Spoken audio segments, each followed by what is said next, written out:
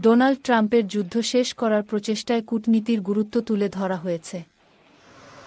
তিনি রাশিয়ার বিরুদ্ধে নতুন নিষেধাজ্ঞার আহ্বান জানান, যা তিনি বলেছিলেন উদ্ধৃতি, যুদ্ধ শেষ করার পরিবর্তে হত্যা চালিয়ে যেতে বেছে নিয়েছে। শহর জুড়ে উদ্ধার অভিযান চলছিল, জরুরি পরিষেবাগুলি আগুন নিভাতে এবং ধ্বংসাবশেষের মধ্যে খুঁজতে ব্যস্ত ছিল। আক্রমণটি ৯ ঘণ্টা ধরে চলাকালীন রাজধানীর কিছু বাসিন্দা ভূগর্ভে আশ্রয় নিয়েছিল। ইউক্রেনীয় বিমান বাহিনী তাদের দক্ষতার মাধ্যমে ৫-৬-৩টি ড্রোনের মধ্যে ৫-৯-৮টি এবং ৩-১টি ক্ষেপণাস্ত্রের মধ্যে ২-৬টি সফলভাবে ভূপাতিত করেছে।